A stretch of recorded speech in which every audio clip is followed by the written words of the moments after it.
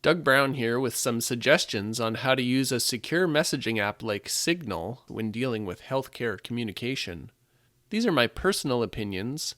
As far as official endorsements go, I've included a link to the PHSA Office of Virtual Health Privacy Impact Assessment that endorses Signal for secure encrypted messaging between healthcare providers.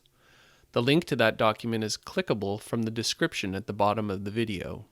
When it comes to controversy, despite Signal being endorsed by the Ministry of Health via PHSA, Fraser Health has yet to endorse its use beyond the pilot projects currently being run in the RCH Emergency Department. Whether or not they have jurisdiction to regulate the private communication between two physicians using their personal cell phones is a matter of ongoing debate. First, let's start with two don'ts. Don't send text messages that include patient information using the standard messaging app on your phone. The data is not encrypted. Second, don't take pictures of anything containing patient information using the camera app on your phone. The picture will not be encrypted, and in most cases, the picture will be uploaded to the cloud. So how can we use our smartphones to communicate safely while protecting patient privacy? I suggest an approach based on three principles. 1.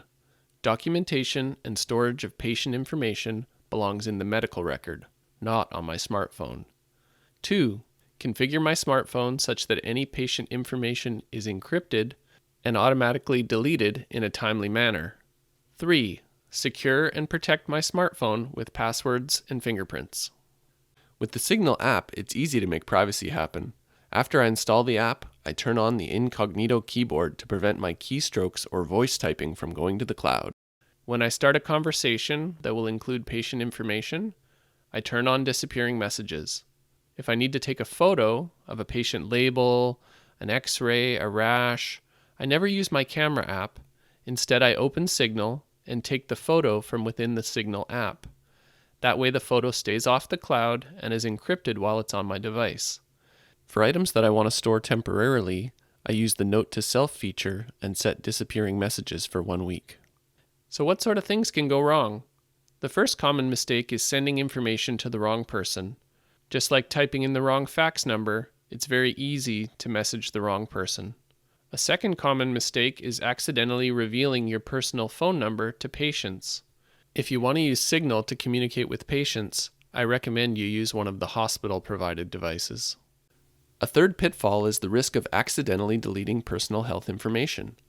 This is unlikely to occur if you adhere to Principle 1, document and store everything in the medical record. But if photos are not captured in your medical record, then you can't take them, send them, and delete them. Finally, Signal does have one potential security weakness. We have mitigated this threat on hospital shared devices by running a custom Signal build that requires a password to enter the Signal settings. But for anyone using the standard Signal app, with a couple of clicks, an attacker with access to your unlocked cell phone can link your account to a Signal desktop app and then monitor or impersonate your communication.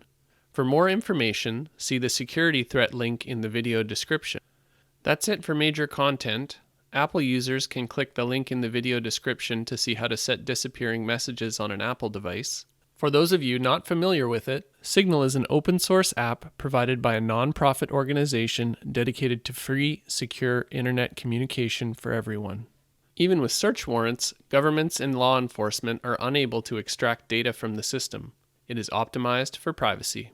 In terms of disclosures, I have no financial conflicts of interest, but I have been using Signal as part of our combined virtual and physical care pilot projects for in-hospital patients.